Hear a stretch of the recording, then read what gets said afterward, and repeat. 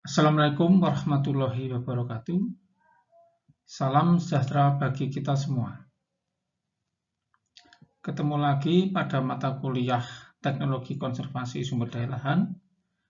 Kali ini kita akan diskusi tentang pengukuran dan pendugaan erosi serta perancangan penelitian konservasi tanah dan air. Tujuan atau sub-CPMK dari tatap muka kali ini adalah mahasiswa mampu mengukur dan meramal besarnya erosi, baik itu dengan pengamatan langsung maupun dengan model erosi, serta merancang kegiatan penelitian konservasi tanah dan air. Untuk mencapai tujuan tersebut, ada 5 topik bahasan pada tatap muka kali ini, yaitu tentang mekanisme terjadinya erosi, kita lihat sedikit flashback lagi ke belakang, kemudian tentang pengukuran dan pendugaan erosi, baik itu skala peta ataupun lanskap, kemudian tentang pemodelan erosi, baik yang bersifat spasial maupun non-spasial, kemudian tentang penelitian dampak kegiatan konservasi, baik itu secara langsung maupun dengan model, dan bagaimana apa saja lingkup dari penelitian tentang konservasi tanah dan air. Oke, masuk ke materi pertama. Sedikit mengingat materi terdahulu, ya, pada tatap muka terdahulu, bahwa Anda pernah belajar tentang pengertian erosi, apa itu erosi. Nah, kalau kita ingat kembali, mekanisme terjadinya erosi itu ada 3.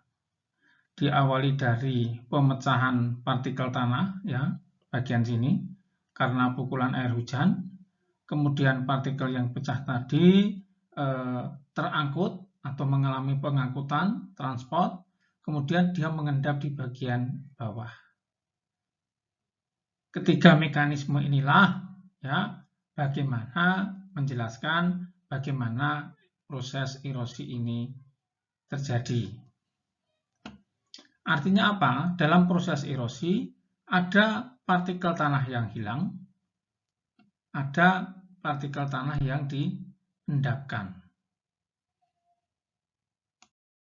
Nah, berdasarkan penjelasan mekanisme terjadinya erosi tadi, apa sebenarnya dampak erosi terhadap lahan, terhadap tanah? Dapat diklasifikasikan menjadi 2, yaitu in situ dan ex situ. In situ adalah dampak di mana tempat terjadinya erosi. Lingkaran merah ini juga. Sedangkan ex situ atau offset adalah dampak di mana tempat terjadinya pengendapan sedimen. Jadi ada 2 dampak erosi, yaitu baik itu di tempat terjadinya erosi maupun di luar terjadinya erosi. Nah, sekarang kita lihat satu persatu dampak dari erosi. Dampak in situ atau dampak di mana tempat terjadinya erosi. Yang pertama yaitu hilangnya, ya, kadar hara atau unsur hara tanah, ya. Karena begitu air itu masuk, kemudian tanah tererosi, maka unsur hara juga ikut terangkut. Yang kedua, merusak bibit yang mulai tumbuh, benih yang ditanam, ya. Kalau seperti ini pada tampilan ini, ya, ini bisa jadi akarnya mulai terlihat sehingga tidak kuat menopang atau ikut hanyut, sehingga harus ada penanaman kembali. Kemudian selanjutnya adalah berkurangnya bahan organik tanah karena ikut angkut keluar lahan. Nah, bukan tidak mungkin bahwa karena ada dalam pengelolaan pertanian dilakukan penyemprotan dengan pestisida, maka pestisida yang telah disemprotkan di lahan juga ikut terhanyut, ya, tererosi. Kemudian terjadi perubahan kualitas tanah, yaitu strukturnya berubah, kemudian stabilitasnya, ya, bisa jadi teksturnya karena fraksi liat banyak terangkut keluar sehingga banyak yang tertinggal adalah dominasi pasir. Nah, Hal ini berdampak pada perubahan kualitas tanah tadi, kemampuan tanah memegang air, sehingga nantinya pertumbuhan tanaman akan terganggu. Karena tanaman menyerap hara, ya, itu membutuhkan air di dalam tanah. Bila kadarnya terlalu sedikit, maka hara tidak dapat diserap oleh tanaman. Nah, selanjutnya dampak erosi secara ex situ atau offset, ya, karena banyak sedimen yang menumpuk di bagian bawah.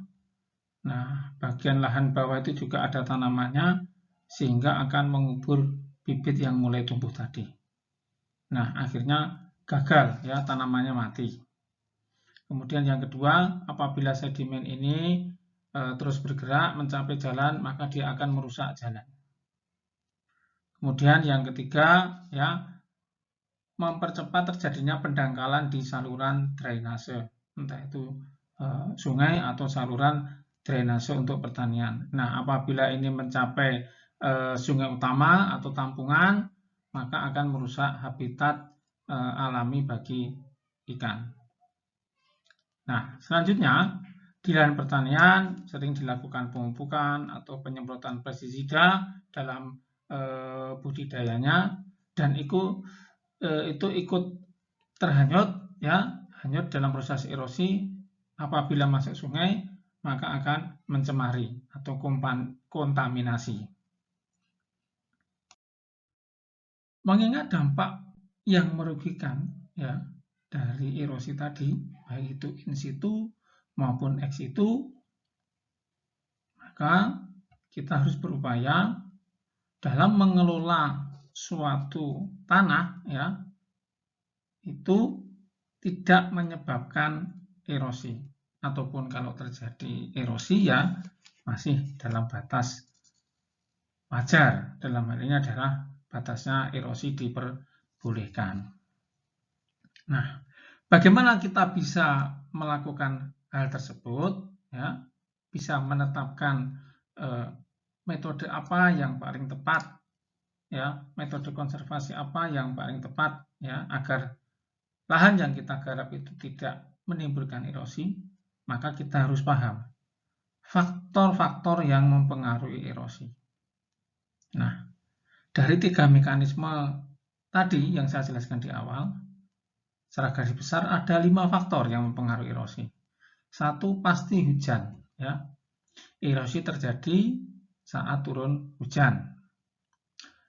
Erosivitas, ya, di sini dimaksud, yaitu kemampuan hujan menyebabkan erosi. Kemudian erodibilitas, ya, tanah di sini. Kuat tidaknya tanah dalam menahan pukulan air hujan. Kemudian lereng, baik kemiringan ataupun panjangnya. Semakin curam, potensi erosi semakin tinggi. Kemudian jenis tanaman penutup tanah.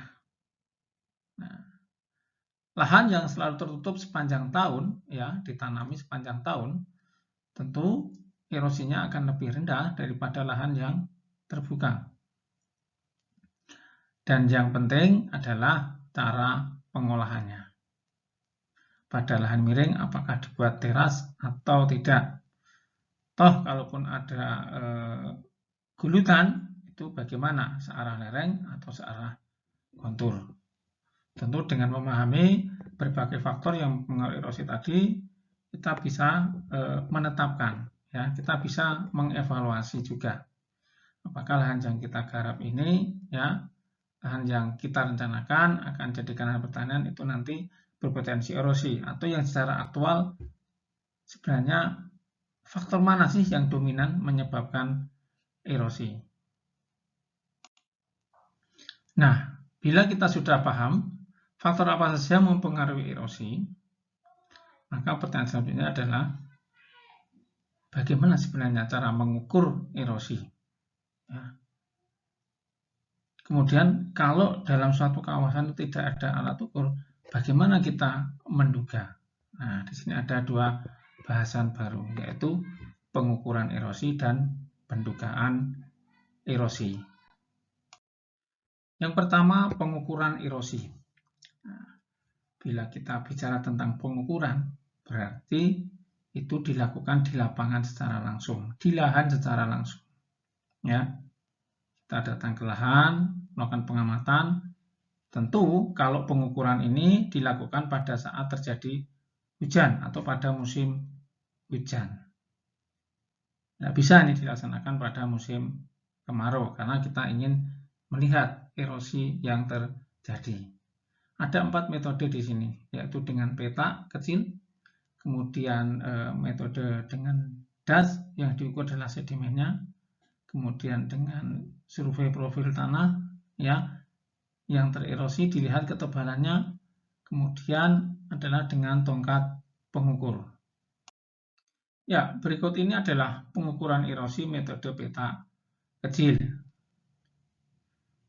Lahan yang akan kita ukur erosinya itu kemudian dibatasi ya dengan dinding dari batu bata permanen atau dari eseng ya, dibuat seperti ini dengan panjang 11 kali 4, kemudian diberi saluran pengumpul di sini, kemudian diberi penampung di sini di bagian bawah. Fungsinya untuk apa nih? Ini tentu jadi nanti kalau ada air hujan turun jatuh di sini, air akan mengalir ya, limpasan mengalir membawa material tanah akan tertampung di sini. Sehingga dapat diketahui berapa volume limpasannya. Dan juga sedimen yang berada di bawah ini nanti juga akan dapat dihitung ya. Ini namanya metode Chin-Ong meter ya. Alatnya ini namanya dengan Chin-Ong meter ya. Setiap pagi diamati atau setelah habis hujan diamati ya, diaduk padanya. Di sini indikator yang diamati atau yang tertampung adalah berupa sedimen dan limpasan permukaan. Nah, berbagai perlakuan bisa diberikan di dalam petanya ini ya. Misalnya ini tanaman searah lereng misalnya seperti ini. Atau di dalam lahan diberikan perlakuan lain misalnya. Ini ada perlakuan konservasi entah vegetatif atau mekanis strip seperti ini. Nah, nanti kemudian saat terjadi hujan dilihat dampaknya terhadap limpasan dan sedimen. Lebih tinggi mana antara yang A dan yang B ini. Nah, berikut ini adalah tata letak lain dari penempatan plot erosi. Ini ada 3 perlakuan, bisa disandingkan kemudian dilihat hasil sedimennya di sini ya maupun limpasannya bagaimana. Kemudian yang ini adalah peletakan plot erosi pada berbagai kondisi lahan. Ada yang lahannya miring, datar, sempurna seperti ini, tinggal diatur. Ini bagian outletnya, jadi nanti air ngumpul di sini ditampung. Ada yang lahan bentuknya seperti huruf U, tapi dia miring ke bawah sini, maka pelepasan air atau outlet diletakkan di pas ujung tekuan sini. Ada juga yang seperti anak tangga, jadi ini miring, ini datar. Nah, maka ujung outlet diletakkan di sini. Baik limpasan maupun sedimen nanti akan melewati ujung ini, 1, 2, atau 3 ini. Nah, apabila dengan metode Chin-Ong meter tadi, pengamatan sedimen dan limpasan itu dilakukan setiap sehabis hujan, ya, atau setiap pagi, ya, secara periodik, ya, tertentu seperti yang ini, ya, ini setiap pagi. Nah, ada juga yang otomatis secara periodik kita bisa mengetahui berapa limpasan yang tertampung itu menggunakan metode tipping bucket.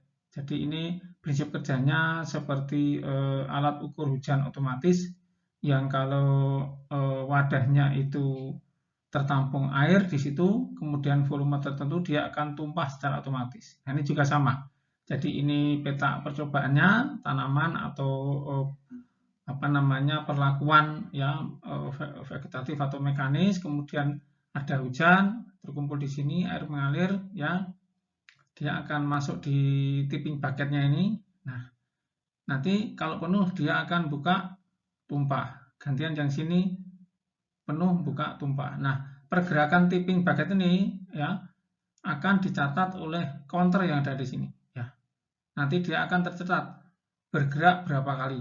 Nah, misalnya kalau satu bucket ini isinya misalnya 1 liter ya, 1 liter kemudian dia tumpah, yang sini 1 liter kemudian dia tumpah. Jadi kalau dia bergerak 10 kali misalnya, cetik ke sini, kemudian dari sini cetik ke sana ya, maka 1 liter kali 10. Oh, 10 liter.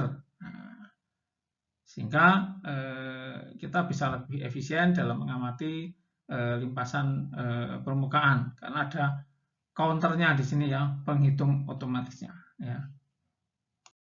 Nah, bila pada visual-visual yang awal tadi saya tunjukkan bahwa plot erosi lebih banyak digunakan pada tanaman semusim, pertanyaannya apakah bisa plot erosi juga untuk mengukur bagaimana pengaruh baik itu seresah ataupun kanopi pohon terhadap erosi ya. Jadi ini ada beberapa gambar yang menunjukkan bahwa pengukuran erosi menggunakan peta kecil ya di bawah tegakan pohon. Ini seresah sengaja tidak dibersihkan karena nanti untuk dilihat bagaimana sebenarnya pengaruh seresah ini. Ataupun ini semak yang ada di sini juga ya. Kemudian air hujan sebelum jatuh ke permukaan tanah akan terinterseksi melalui kanopi pohon. Nah, itu juga sebagai faktor ya untuk dilihat apakah erosinya besar atau kecil. Ini pohon jenis A ya yang relatif jarang, kemudian ini majemuk ya, batangnya banyak yang gerumbul gini ya. Ini kemudian pohon yang daunnya juga banyak. Bagaimana nilai atau besarnya sedimen yang tertampung di masing-masing jenis pohon ini. Mana yang paling efektif? Apakah semaknya ini ya dibersihkan atau seresahnya dibersihkan atau tidak atau dibiarkan saja. Nah, ini bisa menjadi penelitian ya ke arah sana. Nah, sebenarnya apakah perlu pembersihan seresah ya dalam rangka mencegah erosi tersebut. Nah, ini adalah contoh lain lahan yang relatif terbuka. Kemudian kita ingin tahu berapa erosi yang terjadi ya. Nah, peletakannya di mana plot erosi itu? Itu adalah di lahan-lahan yang terwakili di sini. Bisa diletakkan di sini atau ini ya. Kemudian dilihat sedimen yang terkumpul, yang tertampung di wadah. Ya. Dibiarkan saja. Jadi pada saat tanpa rumput seperti ini berapa sedimennya, kemudian nanti saat ada rumput berapa sedimennya dibandingkan ya. Seperti itu. Jadi kita bisa tahu bagaimana pengelolaan lahan ya di sekitar padang. Ini mungkin padang penggembalaan ya seperti ini ya. Apakah rumput harus dibersihkan semuanya atau dibiarkan alami apa adanya. Nah, saat kita beberapa waktu lalu mempelajari tentang metode konservasi vegetatif ya maupun sipil teknis, ada beberapa macam metode di sana ya. Misalnya mulsa. Nah, kita ingin tahu sebenarnya seberapa efektif sih mulsa dalam menekan erosi. Nah, maka di sini ada tanaman, kemudian ada mulsa ya, jerami, kemudian diukur. Ini dibatasi, dipagari bagian bawah, kemudian dibuat saluran pengumpul seperti ini, diukur. Atau filter strip. Nah, ini ada tanaman filter strip di sini ya, melintang, kemudian ini ada hujan di sini. Dilihat seberapa besar efektif tanaman ini menyaring sedimen yang masuk sini diukur ya. Atau ini rapat atau arah guludan, ini adalah searah lereng ya, memanjang rapat, ini agak jarang. Kemudian di sini adalah yang searah kontur ya, memotong lereng. Mana yang paling banyak sedimen ya, sedimen kemudian atau limpasan permukaan ya. Artinya dengan plot erosi kita juga bisa mengukur ya berdasarkan berbagai perlakuan ya. Dalam peta ini bisa kita beri perlakuan ya. Vegetatifnya apa, mekanisnya apa, kita bisa lihat mana yang paling baik dalam menekan terjadinya erosi. Nah, ini masih dengan metode peta kecil tadi. Ini ada teras ya. Maka sepanjang ini lahan ini diberi pembatas dinding ya ke atas, ini juga dinding ke atas. Nah, kemudian kita lihat, kita ukur di sini sedimennya berapa. Nah, ini bentuk teras ya, bentuk teras di sini. Apakah benar kalau dengan teras bangku itu dapat menekan erosi atau erosinya dikurangi? Nah, ini juga ya. Di sini ada apa? Strip cropping ini. Ini strip cropping. Ada juga yang terbuka. Ini juga diukur, dibandingkan. Mana sebenarnya yang erosinya paling banyak atau mana yang paling sedikit. Ya, apakah hipotesis bahwa dengan strip cropping itu dapat menekan laju erosi? Nah, ini kita buktikan di sini. Kita ukur secara langsung di lapangan. Tentu kalau pengukuran itu dilakukan pada saat musim hujan, ya. Nah, pada materi sebelumnya juga ada penjelasan tentang tanaman penguat teras.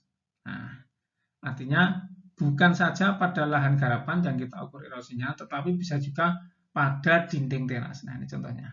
Ini tanaman utamanya ini pohon apel mungkin ya di sini. Kemudian karena lahannya miring dibuat teras. Nah, ini dilakukan uji coba. Sebenarnya tanaman penguat teras apa yang paling efektif? Nah, sehingga tidak tererosi nih dinding terasnya. Ini kan ada jejak-jejak erosi. Nah, maka diberi perlakuan, dibatasi ya, diberi pembatas ya, entah ini seng ya, dari seng diberi pembatas. Kemudian air hujan turun, nah limpasan dan sedimen yang terangkut akan masuk ke dalam penampung ini. Dilihat di antara 1, 2, 3, 4, 5, ini mana yang paling bagus ya atau paling kecil erosinya. Nah, itu nanti yang dipilih ya sebagai dasar evaluasi juga. Oh, kalau lahan ini berarti tanaman penguat terasnya vegetasi yang A, B, C ya. Oh, rumput. Nah, oh, tanaman rumput gajah ya atau tanaman semak lainnya. Nah, seperti itu. Bisa sebagai dasar pengambilan keputusan. Nah, metode pengukuran erosi yang lain ya adalah selain dengan peta kecil tadi, pengukuran erosi dengan cara mengukur sedimen ya. Ini secara langsung di lapangan pada skala das atau ini. Pengukuran dilakukan di badan sungai ya. Artinya kalau warnanya semakin keruh berarti erosi yang terjadi di lahan atasnya itu semakin tinggi. Ini indikasi ya. Di mana melakukan pengukuran air sungai dengan cara mengambil sampel, yaitu ini contoh ini sebenarnya batas das, maka dilakukan di beberapa titik. Bisa dilihat sini. Cuma kalau di sini kan kita nggak tahu sumbernya dari mana, apakah sungai yang kiri atau yang kanan. Nah, kita ambil beberapa sampel. 1, 2, 3, 4, 5, 6. 1, 2, 3, 4, 5, 6. Ya. Di setiap subdas. Sehingga nanti kita bisa simpulkan, oh di subdas ini jernih, oh di subdas ini mulai keruh, oh berarti sumbernya dari sini. Kita bisa lacak, oh lahan ini ternyata bagian sini yang berperan terhadap terjadinya erosi. Ya. Karena kalau di ujung saja ya, cuma untuk menetapkan wilayah mana.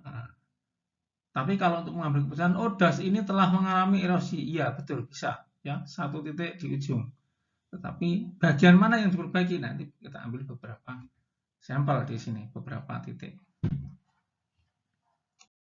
Nah, ini saya sampaikan ada sungai A dan B, ya, yang kiri A, yang kanan B.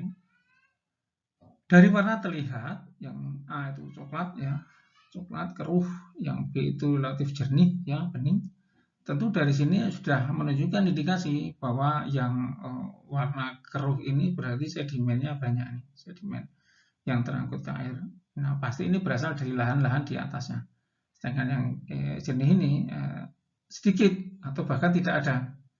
Nah, sehingga bisa disimpulkan ya bahwa di Sungai A ini lahan di bagian atasnya telah mengalami erosi. Sedangkan yang B, oh ini tidak mengalami erosi. Tinggal nanti melacak saja ya. Di apa istilahnya dilacak ke atas dari mana sumber sedimen ini. Nah, metode yang lain lagi adalah metode volumetrik. Prinsip dasar metode ini adalah mengukur kehilangan tanah berdasarkan pengukuran 3 dimensi ya, dari jejak erosi yang terjadi. Metode ini melihat lapisan tanah yang hilang. Pengukuran kehilangan tanah di lapangan dapat dilakukan berdasarkan bukti erosi di lapangan. Jadi misalnya ini ilustrasi ya, ini ada tanah yang tererosi.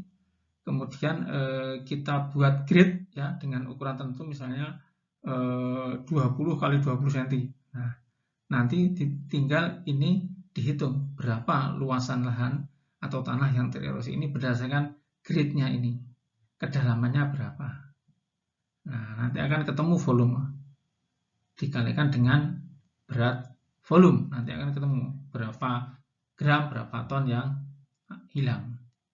Atau berdasarkan jejak erosi yang lain ya, misalnya ini di sini sekian, kemudian ada erosi lagi sekian, ada erosi lagi sekian, berapa kehilangannya. Ini sama dengan metode seperti ini ya, dibuat grid ya, bisa dengan benang ya, atau digambar di tanah, tapi yang bagus itu dengan benang sehingga tidak mengurangi kontaminasi error dari penghitungan ya, dihitung. Nah, ini contohnya lahan yang telah mengalami erosi, ini bisa dihitung sebenarnya berapa besarnya kehilangannya. Nah, ini tinggal diberi grid benang di sini ya, di garis sana 20 kali 20 atau 10 kali 10. Nah, tinggal nanti di berapa kotak ya bagian tanah yang hilang ini. Nah, dikalikan kedalaman. Ini juga sana ya, mungkin 50 kali 50 karena relatif besar. Kemudian dibuat grid ya, 50 berapa kotak, hitung ketahuan luasannya. Metode yang lain lagi tentang pengukuran erosi di lapangan adalah metode tongkat atau dengan pin. Jadi ini ada pin ya, ditancapkan di dalam tanah, kemudian diamati ya, diamati berapa penurunannya. Nah, metode ini dapat menggunakan jeruji, bambu, kayu ya, yang ditancapkan di permukaan tanah seperti ini ya. Prinsipnya adalah membaca perubahan permukaan tanah dari yang awalnya, misalnya hari ke-1 ditancapkan, diberi tanda, oh di sini ya, atau hari pertama, oh di sini misalnya ya, di sini nih. Kemudian nanti dilihat selang sebulan atau selang seminggu, apakah tanah itu mengalami penurunan dari tanda awal. Nah, berarti kalau ada penurunan atau pengurangan ketinggian ya dari tanda yang di awal, berarti telah terjadi erosi. Atau jangan-jangan malah naik ketinggiannya ya, tanda yang di awal tadi diletakkan itu malah terkubur, oh berarti mengalami sedimentasi atau mendapat erosi tanah dari atasnya. Nah, ada lagi pengukuran erosi metode profil meter. Prinsipnya sama dengan pin tadi, namun kalau pin itu ditancapkan, nah kalau ini enggak, ini dengan sebidang kayu ya, ini kayu diletakkan di atas ya, nanti pin ya, ini seperti jeruji ya atau besi. Nah, tanah yang mengalami erosi maka dia akan berkurang ketinggiannya. Nah, ketebalannya di sini berkurang sehingga ini akan turun, turun. Nah, yang tinggi ini berarti tidak mengalami erosi. Nah, ini sebagai petunjuk, oh ini telah terjadi erosi. Nah, nanti dihitung, dimasukkan ke rumus. Nah, berbagai metode yang saya jelaskan tadi ya, dengan plot kecil tadi, itu bisa dilakukan pada skala peta. Hanya lahan tertentu. Nah, bagaimana kalau itu kemudian erosinya itu kita ingin mengetahui pada skala lanskap? Maka kalau skala lanskap kita harus ada informasi, harus ada data spasialnya. Ya. Wilayah mana yang akan kita ukur? Ya, tutupan lahannya apa saja ya. Sehingga harus ada peta tata guna lahan. Ini sebagai dasar penetapan lokasi di mana plot erosi tadi diletakkan ya. Prinsipnya sama, tetap menggunakan plot ya. Plot, tetapi itu diletakkan pada beberapa wilayah, tidak hanya satu. Karena kalau satu ya berarti hanya mewakili wilayah itu saja. Nah, kalau lanskap itu kan berarti kumpulan dari berbagai kondisi lahan di lapangan. Maka kalau secara lanskap ini Anda membutuhkan data-data spasial ya di sini ya. Jadi dari ada topografi, disusun dulu SPL-nya, kemudian sebagai dasar penetapan sampel plot tadi lokasi plotnya di mana. Nah, contohnya adalah ini. Ini adalah wilayah lanskap yang akan kita ukur. Ini contohnya adalah das. Kita ingin mengetahui ya sebenarnya erosi yang terjadi di sini berapa. Nah, dari das ini kita susun SPL-nya dulu. Kita klasifikasikan lerengnya, jenis tutupannya, ya. Nah, seperti ini, ya. Jadi pada poligon yang sama ini, ya diasumsikan karakteristiknya sama. Ini juga sama, ini juga sama, ya. Ini tutupan ini berbeda, namun dalam poligon ini sama. Nah, ketika kita ingin tahu berapa erosi pada skala lanskap ini, berarti kita harus mengukur erosi di semuanya. Nah, di mana saja? Nah, itu informasi SPL ini yang penting, ya. Nah, setelah SPL terbentuk, baru di setiap SPL ini kita pasang plot erosi. Nah, pasang plot erosi di sini, ya, dipasang peta erosi untuk mengukur. Sehingga nanti dari sini akan muncul, oh di SPL 1 ini erosinya sebesar sekian ton per hektar. Nah, tinggal nanti luasannya ini berapa satu poligon ini, dikalikan ketemu total erosi di sini ya sekian, ini mengukur ya, mengukur. Ya. Atau kalau tidak ya dari plot-plot erosi yang ditempatkan ini ya hasilnya berapa, kita buat average atau rata-rata sehingga nanti akan ketemu oh rata-rata pada skala lanskap erosi di wilayah ini adalah sekian berdasarkan hasil dari rata-rata erosi di plot ini, dan sebagainya ya. Selain pengukuran erosi di lapangan, erosi dapat juga ditetapkan melalui pendugaan. Apa itu pendugaan erosi? Pendugaan erosi adalah metode untuk memperkirakan laju erosi yang akan terjadi ya, dari suatu penggunaan lahan.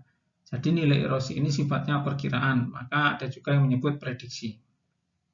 Nah, jika laju erosi yang akan terjadi dapat diperkirakan dan laju EDP dapat ditetapkan, maka dapat ditentukan kebijakannya apa, ya, dan tindakan konservasi yang diperlukan apa, sehingga tidak terjadi kerusakan tanah dan tanah tersebut dapat dipergunakan secara produktif dan lestari. Jadi ilustrasinya seperti ini.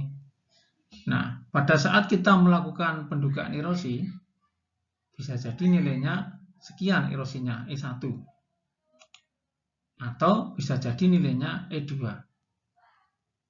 Kemudian kita bandingkan dengan EDP, erosi diperbolehkan.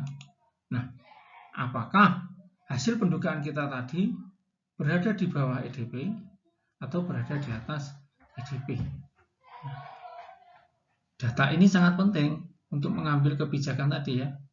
Apakah perlu tindakan konservasi atau macamnya apa?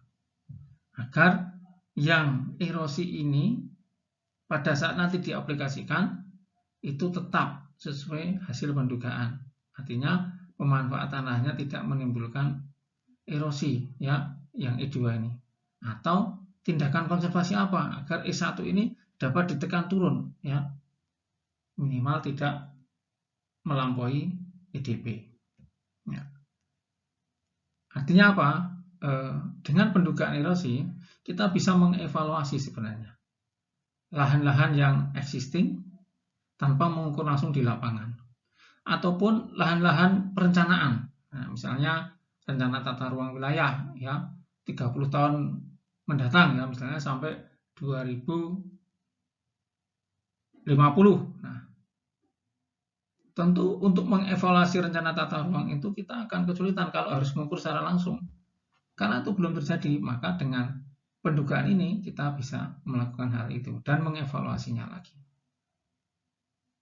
Atau kita ingin mengevaluasi ya. Ini tahun 90 pernah dilakukan suatu tindakan konservasi ya. Dengan berbagai metode. Kita ingin melihat bagaimana pengaruhnya, dampaknya ya. dari berbagai aktivitas konservasi tadi terhadap nilai erosi. Kita bisa menduga dari situ. Tahun 90 seperti apa ya, existing sekarang dilihat ya seperti apa. Kita bisa mengkalkulasinya. Nah, pendugaan erosi itu sebenarnya mengacu kepada faktor-faktor terjadinya erosi ya. Mengacu pada metode Useley bahwa besarnya erosi ini dipengaruhi oleh energi hujan, ini kekuatan perusak erosinya, kemudian ada sifat tanahnya, kemudian ada pengelolaan lahannya, dan bagaimana tutupan lahannya atau tanaman yang dibudidayakan. Nah, mengacu pada faktor ini, ya, berbagai metode pendugaan erosi dikembangkan. Nah, berbagai aplikasi pendugaan erosi tadi semuanya berbasis prinsip Useley. Ada yang bersifat spasial, jadi nanti outputnya berupa peta seperti ini, kita bisa tahu sebenarnya berapa erosi di wilayah sini, sini dan sebagainya. Atau yang berbasis non spasial, ya. Non spasial berarti peta di sini. Tanpa mengukur kita bisa menduga ini. Oh, besarnya erosi di ini 10 ton per hektar. Oh, ini 5 ton per hektar. Dari mana? Prinsipnya ya scoring sebenarnya, ya.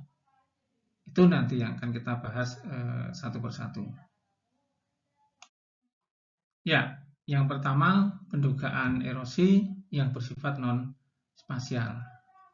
Nah, misalnya ini pada lahan ini ya, pada lahan ini. Prinsipnya adalah pendugaan erosi non spasial ini adalah sebenarnya scoring, ya. Scoring berdasarkan kondisi existing di lapangan, di lahan, dan juga kalkulasi dengan formula ya yang ada berdasarkan berbagai indikator ini yang diamati. Apa saja? Kalkulasi formula dari R ya, erosivitas. Kalkulasi formula dari nilai K ya, erodibilitas tanahnya. Ya. Kemudian kalkulasi formula dari LS ya, panjang dan kemiringan. Kemudian scoring faktor C, tanamannya apa, nilainya berapa. Kemudian faktor P, pengolahan tanahnya. Nah, ini yang non spasial. Ya, untuk pendugaan erosi non spasial, ini yang pertama adalah kalkulasi formula R. Nah, rumusnya ini mengacu pada Bowles ya, bahwa R sama dengan 6,19 pangkat 1,21 dan seterusnya. Nah, data apa saja yang dibutuhkan untuk mengkalkulasi ini? Yaitu data curah hujan, data jumlah hari hujan, dan data curah hujan maksimum, atau menggunakan yang Utomo dan Mahmud ya. Ini yang dibutuhkan hanya data curah hujan tahunan. Yang kedua adalah mengkalkulasi formulasi K ya, mengkalkulasi formulasi K. Datanya adalah data tekstur tanah, bahan organik tanah, struktur tanah, dan permeabilitas. Nah, bisa menggunakan data sekunder bila lahan pertanian tersebut telah ada penelitian tentang sifat tanahnya, bisa digunakan. Ya, masukkan di dalam rumus 2,1 M pangkat 1,14 kali 10 pangkat minus 4 dan seterusnya. Seperti yang tertera di sini ya, pakai Wismeyer dalam Arsyad ini adalah kalkulasi untuk menetapkan nilai K ya, erodibilitas. Tentu data tekstur tanahnya dapat berasal dari data berbagai penelitian terdahulu ya, atau juga mengambil sampel di lapangan kemudian dianalisis. Nah, kemudian menghitung juga nilai LS di lahan yang akan kita lakukan pendugaan erosi. Sudutnya berapa dengan kilometer dan panjang lerengnya berapa, ditarik dengan meter ya. Karena skalanya peta ya, kita duga. Masukkan ke rumus LS sama dengan L per 22 pangkat M kali cos alfa, seterusnya. Nanti bisa diketahui nilai LS-nya berapa. Tentu di sini L dan S ini adalah hasil pengukuran di lapangan, ya, di lahan. Nah, setelah R, K, LS selesai dihitung, kemudian masuk ke faktor C. Faktor C ini juga pengamatan langsung di lapangan, yaitu prinsipnya adalah scoring. Kalau ini tidak menghitung tapi scoring. Misalnya di lahan ternyata ada ubi kayu dan kedelai, maka nilai C-nya sekian. Atau pola tanamnya berurutan plus mulsa sisa tanaman, berarti nilai C-nya sekian. Artinya menyesuaikan antara kondisi existing pengelolaan tanaman di lahan dengan nilai C-nya. Oh, ada tumpang gilir, berarti nilai C-nya sekian ini. Nah, tahap selanjutnya adalah scoring faktor P. Ini juga pengamatan langsung ya, secara visual. Apakah lahan yang akan kita duga tadi erosinya itu ada teras bangku. Oh, kalau teras bangku sekian P-nya. Atau teras gulut, oh berarti sekian. Di lapangan kita lihat, oh ada mulsa jagung atau jerami, berarti nilai P-nya yang ini yang digunakan, ya. Mengkuantifikasikan ya kondisi existing menjadi angka, ya, berdasarkan tabel ini. Bila tadi faktor C dan P itu dihitung satu-satu, ada juga beberapa tabel ya yang menggabung keduanya. Sehingga CP menjadi satu, misalnya hutan primer, oh CP-nya sekian, jadi nanti langsung hasil perhitungan RKLS langsung dikalikan ini, CP. Kawasan wisata, CP-nya 1, RTH, CP-nya sekian. Itu yang ini, ada lagi metode yang lain, versi yang lain, nilai CP sekian. Hutan tidak terganggu, CP-nya sekian. Rerumputan, nilai CP-nya sekian ini, ya 0,02 misalnya. Kemudian tanaman pertanian, umbi-umbian 0,51, padi irigasi 0,02, ya. Jadi bisa menggunakan yang terpisah tadi, bisa juga menggunakan yang gabungan ini. Yang perlu diingat adalah dilihat kesesuaian antara kondisi existing dengan keterangan tabel ini. Yang sesuai yang mana. Nah, contohnya ini. Kita ingin menduga berapa erosi di lahan ini. Nah, yang di lingkaran kuning ini. Maka yang perlu dilakukan pertama kali adalah, ya, ini menduga ya, artinya tidak mengukur pada saat musim hujan kita buat plot, ya, atau kita tancapkan tongkat, atau dengan metode yang pengukuran langsung tadi, kemudian pada saat musim hujan itu kita amati, kita ukur. Ini tidak, ini dilakukan pendugaan ya, tanpa di luar musim hujan. Jadi pada lahan ini kita lihat LS-nya di sini, ya, dihitung panjangnya berapa, kemiringannya berapa. Kemudian kita cari data hujan di wilayah ini, ya, baik itu curah hujan tahunan, bulanan, jumlah hari hujan, kita hitung R-nya berapa, tetapkan R-nya.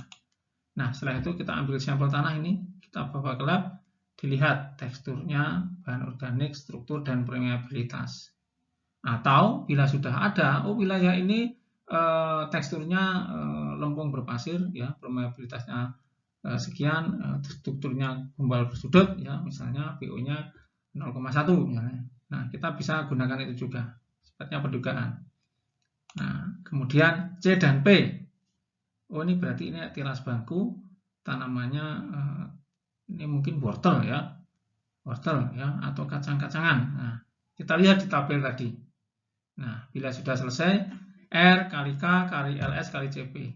Maka nanti akan ketemu misalnya, oh 20 ton per hektar per tahun. Ya, satuannya ya, pendugaan kalau dengan istilah itu ton per hektar per tahun. Kemudian sebelahnya dengan metode yang sama ya, kita hitung juga R-nya dicari. Kalau lokasinya bersebelahan mungkin R-nya ini sama ya. LS-nya mungkin yang berbeda secara mikro atau dianggap sama juga bisa. K-nya, nah ini K-nya mungkin sama ya karena dalam satu ordo. Kemudian CP-nya ini yang berbeda drastis. Oh, ini CP-nya berbeda. Terasnya lebih kuat. Ya. Oh, ini 12 ton per hektar. Atau sebelahnya, oh CP-nya yang berbeda. Tidak ada perlakuan teras misalnya. Nah, ton per hektar. Ini contoh saja ya, contoh. Itu namanya pendugaan erosi. Nah, bila pendugaan erosi yang tadi saya jelaskan itu adalah pada skala plot, ya tidak bersifat spasial, hanya berlaku di wilayah tersebut, ya pada peta tersebut. Nah, ini sekarang telah dikembangkan ya dengan prinsip RKLSCP juga, ya itu namanya SWOT. Itu merupakan akronim dari Soil and Water Assessment Tool. SWOT ini merupakan model untuk skala DAS, ya. Dirancang untuk memprediksi, ya sekali lagi memprediksi dampak pengelolaan terhadap air, sedimen, dan kimia pada DAS yang tidak memiliki alat ukur. Nah, jadi ini bisa digunakan. Ini berbasis fisik, efisien, ya mampu membuat simulasi. Tadi saya sampaikan RT/RW 50 tahun ke depan. Kira-kira kalau ditata seperti ini erosinya bagaimana? Nah, ini bisa menggunakan SWOT ini. Bisa untuk mengevaluasi juga, ya. Saya akan program konservasi, ya. Kawasan DAS dibagi berdasarkan kelas kemampuannya, kemudian ditata sesuai dengan peruntukannya, disimulasikan dengan SWOT. Nanti bisa ketahuan, oh erosinya sekian ini. Atau RT/RW existing, ya kita simulasikan, kita bandingkan, ya RT/RW dengan kondisi existing, ya mana yang lebih tinggi erosinya. Itu bisa kita lihat dari menggunakan SWOT ini. Pertama kali digunakan oleh Departemen Pertanian, ya Amerika, dan sekarang banyak digunakan oleh berbagai negara di dunia. Penelitian juga banyak menggunakan ini, riset-riset sebagainya. Nah, komponen utama dalam software SWOT ini adalah data iklim, ya, hidrologi, suhu, karakteristik tanah, pertumbuhan tanaman, unsur hara, pestisida, patogen bakteri, dan penggunaan lahan. Jadi ini relatif komplit.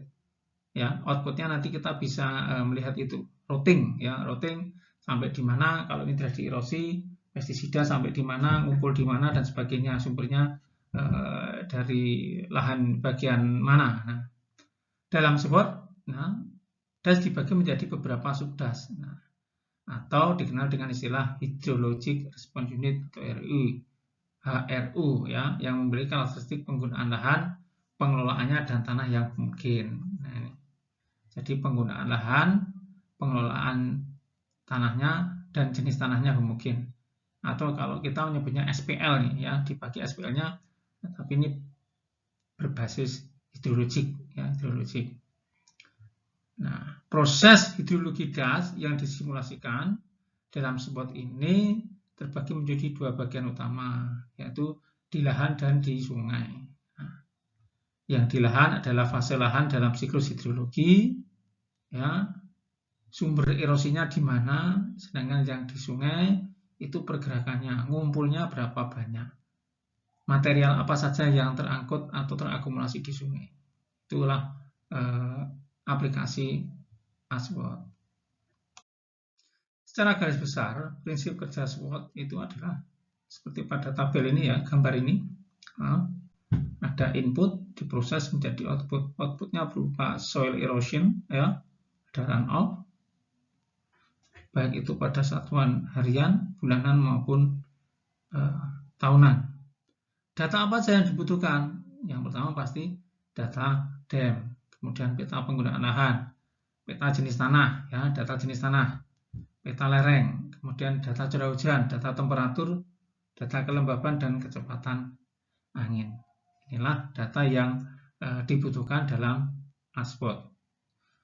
Itu yang versi lama itu namanya SWOT, kalau sekarang namanya SWOT, ya. Ini berbasis GIS SWOT ini. Nah, prinsip kerjanya itu ada 4 tahapan. Setelah data-data terkumpul, ya, yang pertama, ya, data DEM tadi itu untuk membuat batas DAS atau delineasi batas DAS, ya. Pertama ini, ya. Karena erosi itu berhubungan langsung dengan perilaku air, dalam hal ini adalah hidrologi, ya, terkait dengan DAS.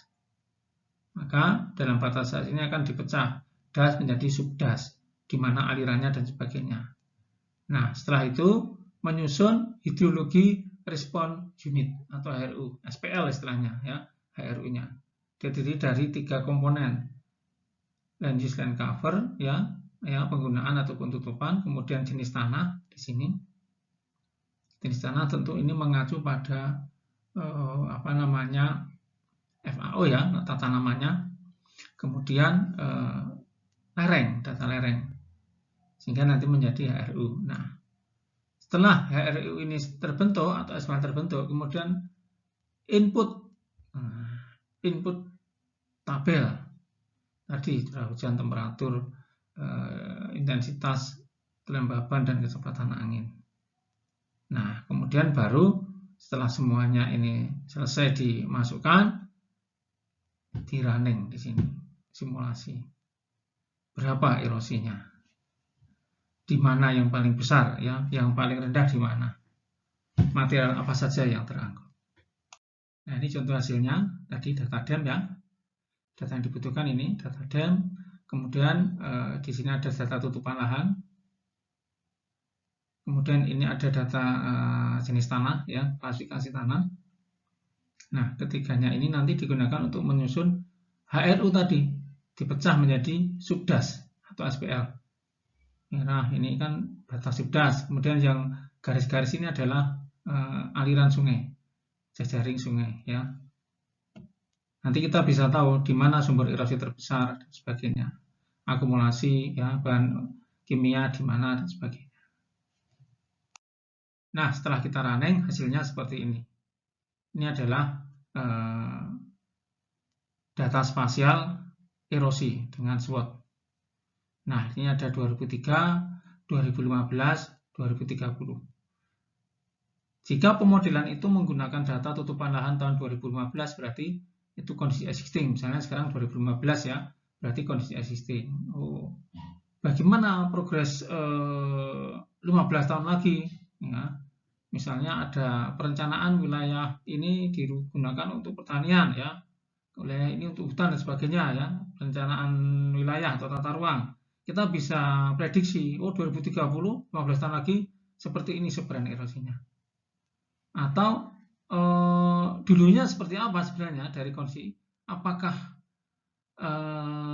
kondisi tutupan atau penataan kawasan yang ada saat ini itu lebih baik atau lebih buruk erosinya dibanding dulu ya, 10 tahun yang lalu misalnya di 2003 ya, di 2003. Nah, ini untuk mengevaluasi kondisi existing ya, dibandingkan dengan tahun-tahun sebelumnya, dievaluasi. Oh, kita mengacu rencana tata ruang yang dibuat tahun ini, kemudian kondisi existingnya seperti ini. Bagi bahan evaluasi. Nah, berdasarkan paparan, pengukuran, pendugaan, dan proses terjadinya erosi tadi, metode-metode yang digunakan, bagaimana menata letak plot, dan seterusnya, maka lingkup penelitian konservasi ini yang pertama adalah kita bisa mempelajari ya dasar pengelolaan tanah dan air berdasarkan sifat fisik, biologi tanah untuk merumuskan teknik konservasi yang tepat. Nah, dengan plot erosi kita bisa perlakuan di situ. Nah, kalau ada plot kita beri bahan organik yang banyak, kita lihat erosinya pengukuran langsung sedikit atau banyak. Bahan organik apa jenisnya bisa diberlakukan pada peta plot erosi.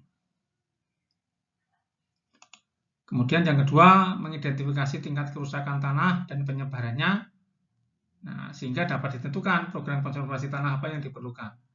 Nah, mengidentifikasi ini bisa menggunakan model tadi, pendugaan, ya, secara spasial, di mana sebarannya bagaimana. Kemudian yang ketiga, menetapkan kelas kemampuan lahan untuk menetapkan pola pertanian konservasi. Nah, ini secara existing dilihat apakah lahan yang ada saat ini sudah sesuai dengan kelas kemampuannya. Itu juga sebagai bahan evaluasi. Apa yang dilakukan kalau tidak sesuai? Berapa erosinya? Bisa kita modelkan. Kita lakukan pendugaan erosi. Atau kita juga pengukuran langsung. Ini loh buktinya, tidak sesuai. Erosinya sebesar ini. Yang keempat, mempelajari dan mengembangkan teknik konservasi tanah dan air yang diperlukan di setiap unit pengelolaan lahan, yang mampu mencegah erosi, longsor, banjir, kekeringan, dan pencemaran. Nah, tentu setelah data sebarannya ada, nilai erosinya berapa, tentu ada teknologi yang bisa diterapkan di sana. Ya, entah drop structure atau teknologi penanaman, pengaturan jarak, kita bisa uji cobakan ya Dengan plot erosi tadi, kita bisa menetapkan, oh ternyata perlakuan ini yang paling baik. Sehingga kita bisa mengembangkan teknik apa yang paling baik, yang paling tepat, teknologinya apa. Itu. Kemudian mempelajari dan mengembangkan sistem pertanian konservasi untuk menciptakan pertanian berkelanjutan. Nah, inilah lingkup penelitian konservasi tanah dan air. Demikian paparan materi tentang pengukuran dan pendugaan erosi. Terima kasih. Saya cukupkan sampai di sini. Sampai ketemu lagi di tatap muka selanjutnya. Wassalamualaikum warahmatullahi wabarakatuh. Salam sejahtera bagi kita semua.